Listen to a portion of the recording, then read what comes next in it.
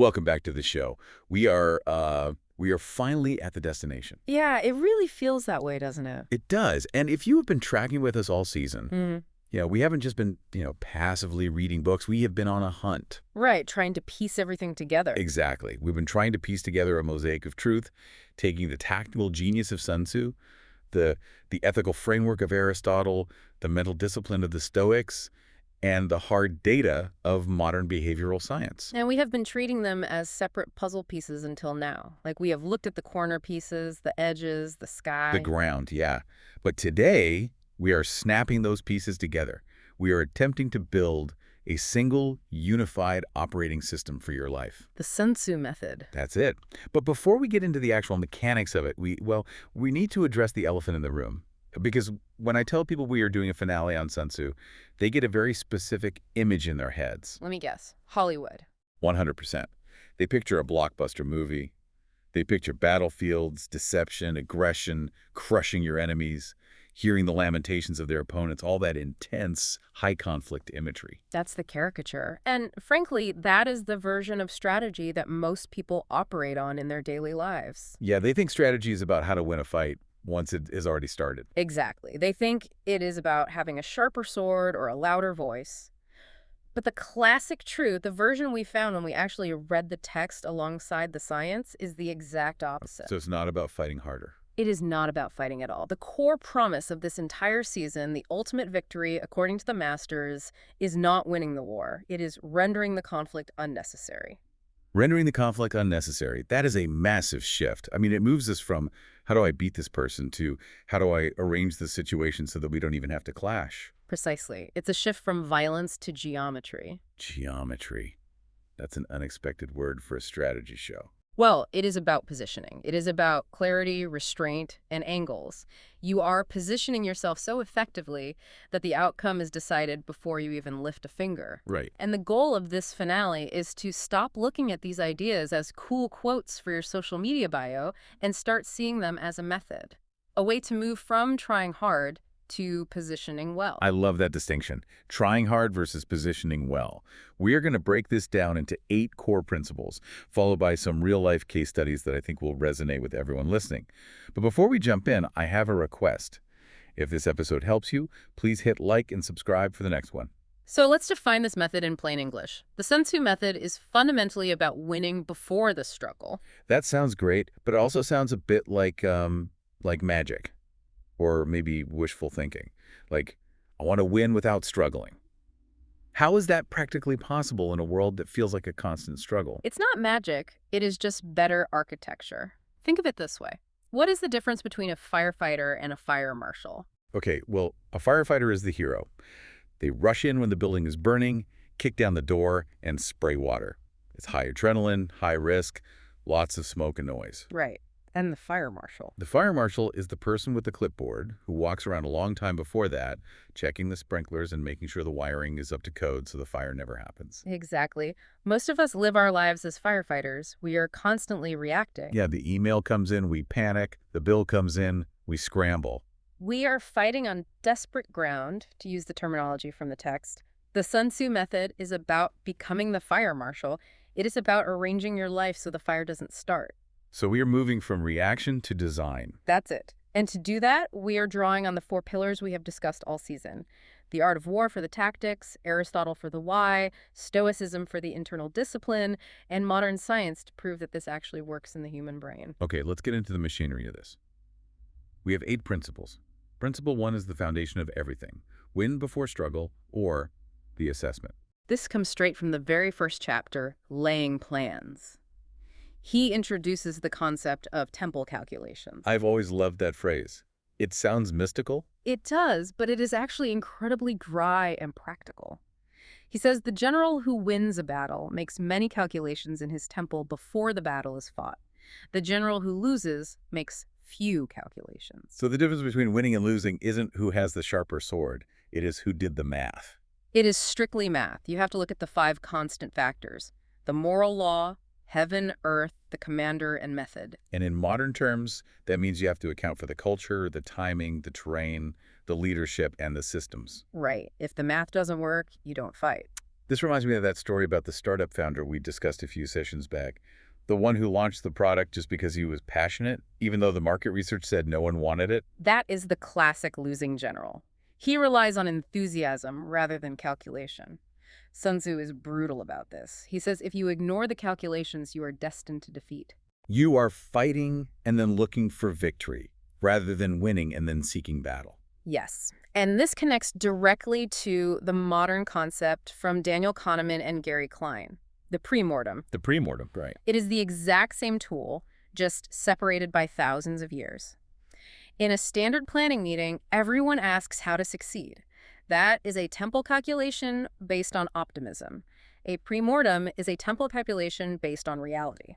Walk us through that again. How does a premortem work in practice? You sit down before you start. Let's say you are launching a new business or starting a health protocol or even entering a new relationship. You say, imagine it is way in the future and this has failed spectacularly. It is a total disaster. Write down the story of why it failed. That is such a powerful psychological flip. Instead of hoping for the best, you are forcing your brain to hunt for the landmines. And you might write down, I failed because I got too busy at work and stopped prepping my meals. Okay. Now you have specific failure mode. Now you can design a solution for that before you start.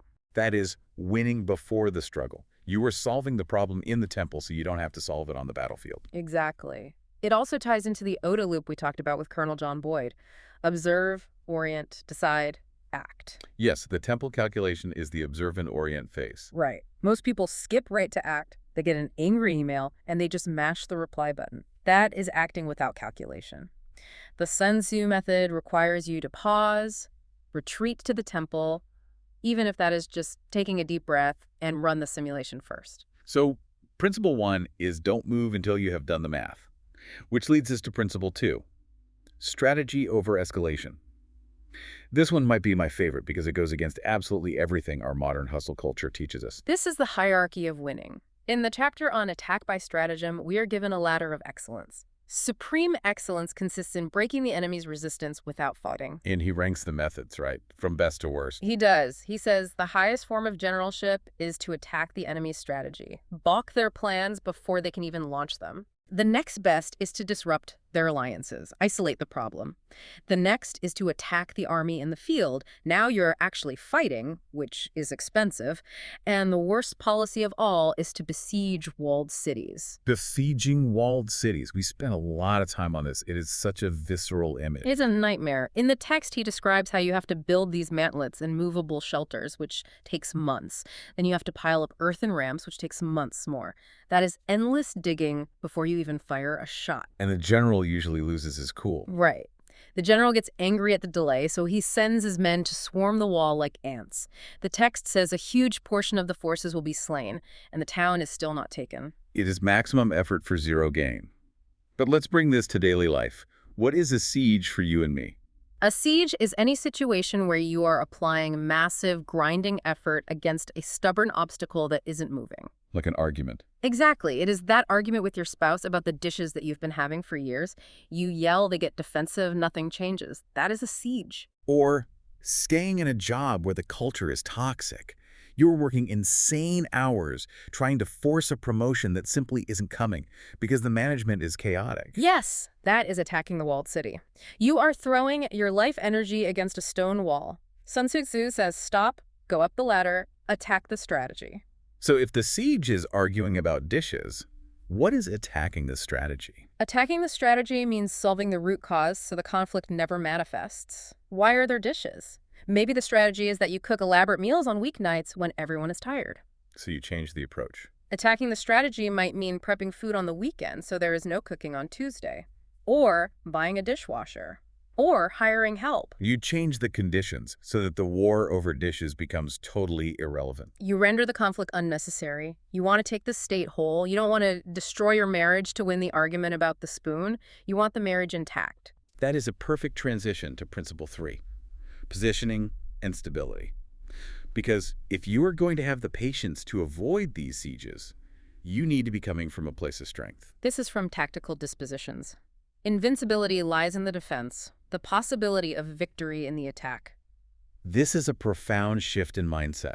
I think most people believe invincibility means being the strongest attacker, being the person who can punch the hardest. No, The text says you cannot control if you win. That depends on the enemy or the market or the weather. But you can control if you are defeated. That depends entirely on you. That sounds very stoic. It Yeah. sounds exactly like Epictetus. Some things are up to us, some things are not. It is the exact same frequency. The Sun Tzu method says you must build a fortress of habits, financial stability, and emotional regulation. Because if your finances are fragile, like if you are living paycheck to paycheck, you are easily defeated by a surprise car repair. You have no invincibility. Right. If your ego is fragile, you are easily defeated by a rude comment from a coworker. You just crumble. Exactly. The skillful fighter puts himself into a position which makes defeat impossible. In modern terms, this is having an emergency fund. It is getting enough sleep so you don't snap at your boss. It is the pre-commitment strategies we read about in behavioral science. You lock in your stability so that external chaos cannot get in. So you build the fortress first, you secure your base, then what? Then you wait. You wait for the enemy to make a mistake. You wait for the opportunity to open up. You don't force it. Which brings us directly to Principle 4, momentum, timing, and friction. This is where we talk about the physics of success. The chapter on energy uses one of the most beautiful metaphors in the whole book. He says the energy of good fighting men is like the momentum of a round stone rolled down a mountain thousands of feet in height. It implies effortless power. The stone isn't trying to roll, it just rolls. Exactly. But notice why it rolls. It is not because the stone has a great attitude. Right. It is because of two things. The shape of the stone, it is round, not square, and the terrain, it is on a steep slope. This connects directly to James Clear and his work on habits, doesn't it? It connects perfectly. He talks about environment design. He says to stop trying harder. Environment design beats willpower every time. If you are relying on your willpower to get things done, you are pushing a square stone on flat ground. That is friction. So how do we make the stone round? You shape the terrain. If you want to go to the gym, do not rely on your will early in the morning. Put your running shoes in front of the door the night before. Sleep in your gym clothes if you have to. Join a gym that is on your way home from work, not one you have to drive way out of the way for. Exactly. We saw that great example in the sources about the urinal stickers in the airport. Oh, the nudge theory example, yes. They etched a small photorealistic fly into the porcelain of the urinals. Men, being simple creatures, aimed at the fly. Spillage went down drastically. No one had to try to be cleaner. The environment shaped the behavior. That is the Sun Tzu method. You do not force the water to flow uphill. You dig a channel downhill and let gravity do the work. And this also touches on timing. He talks about the falcon swoop. The falcon strikes at the precise moment to destroy the victim. Right. If the falcon dives too early, the prey escapes. If it dives too late, it misses. It is about the opportune moment. We need to combine structure with timing. You build the slope, that is the environment, and then you wait for the right season to push the stone. It is like the Ecclesiastes reading we did. There is a time for everything. Exactly. There is a time to plant and a time to uproot. If you try to launch a business when the market is in a deep winter, you are fighting the heaven factor. You are pushing the stone uphill. The wise strategist waits. Let's move to Principle 5, leverage, or applying effort where it works. This comes from the chapter on weak points and strong. The core instruction is to strike at the voids. Do not attack the enemy where they are strong. Attack where they are empty. This is the great equalizer. It explains how a small force can defeat a large one. It is. In our lives, we often do the exact opposite. We see a hard problem and we think we need to attack the hard part. We try to brute force our way through obstacles. Sun Tzu says no. Find the gap. Find the bottleneck. This sounds like the theory of constraints we looked at from Eli Goldratt. Goldratt is essentially the industrial application of Sun Tzu. The theory of constraints says that in any system, a factory, a team, a life, there is one limiting factor, one bottleneck. Improving anything else is a waste of time. Can you give an example? Sure. Imagine you are trying to be more productive. You buy a faster computer, you get a new desk, you download a new app, but the actual bottleneck is that you are barely sleeping and your brain is fogged. Buying the computer is attacking the strong point. It is easy to buy things. Sleeping is the void. It is the thing you are neglecting. So the strategist identifies the one thing that is holding everything back. And applies all their force there. It is like the story of the engineer who fixes the giant machine by tapping it with a hammer in one specific spot. He charges a huge fee. The owner asks why it costs so much just for hitting it with a hammer. The engineer says the cost is for knowing exactly where to hit. That is leverage. That is brilliant. Okay, principle 6, maneuver and coordination. This one is interesting because it deals with confusion. Sensu says you cannot move a group or your own complex life without clear signals. He talks about gongs, drums, banners, and flags. He says the spoken word does not carry. In the noise of battle, you can't hear the general screaming orders, so you need visual and auditory signals to focus the eyes and ears of the army. This is so relevant right now. We are absolutely drowning in noise. Notifications, emails, texts, news feeds. We are the undisciplined multitude he warns about. We are, and the text says that maneuvering with an undisciplined multitude is most dangerous. It leads to chaos.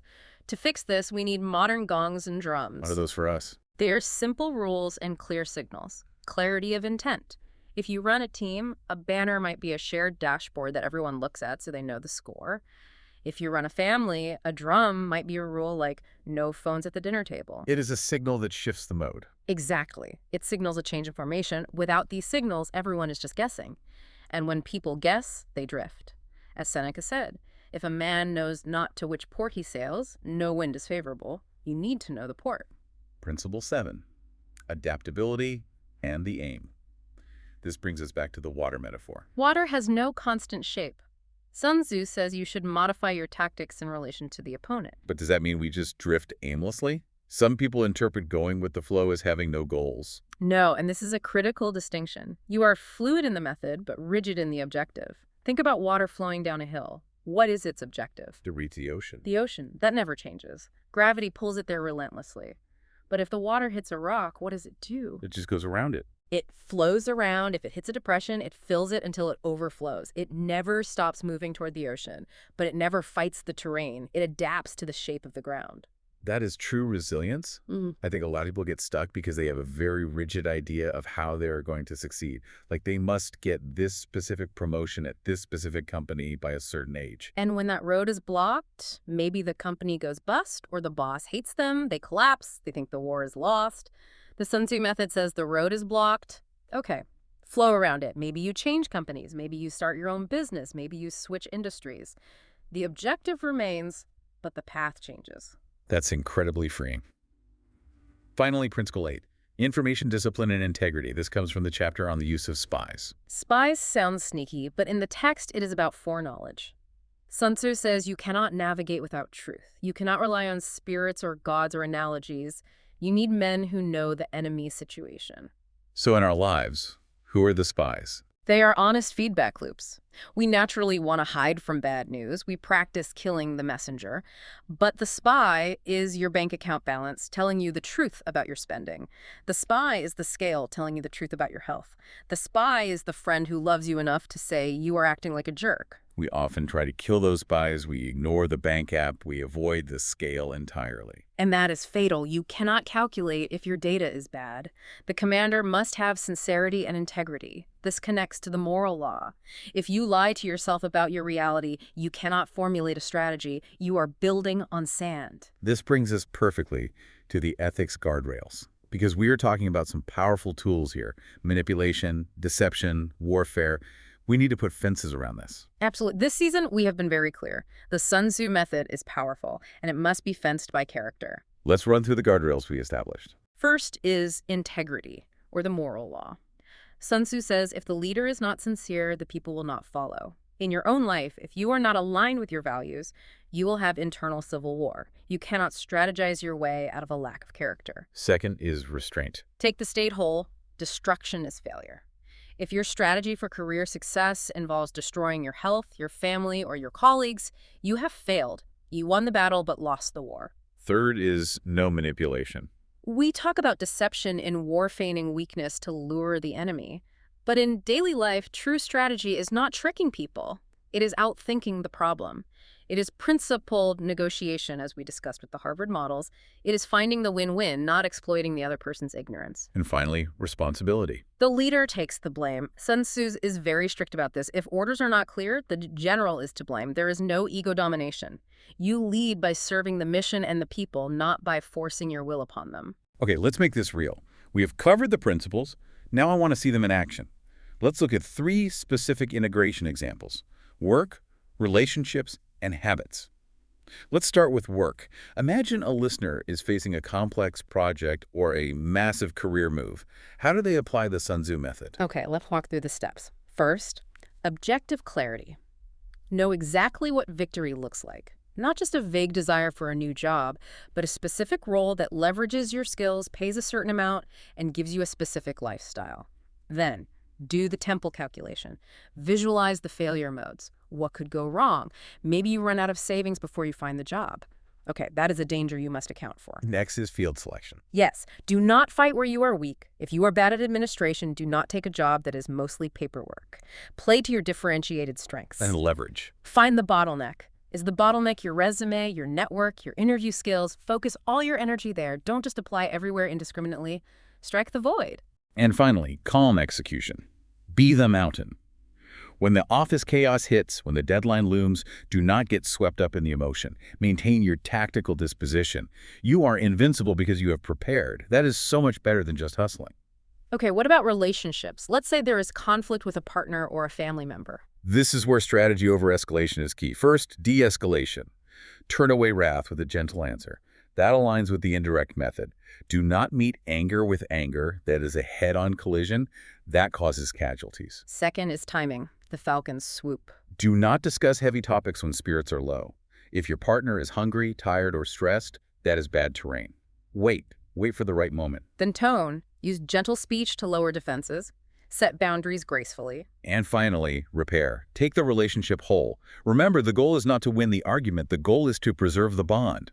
If you win the point but lose the trust, you have been defeated. That is powerful. Take the relationship whole. Okay, last example. Habits. Trying to get fit or learn a new skill. Here, we use terrain design.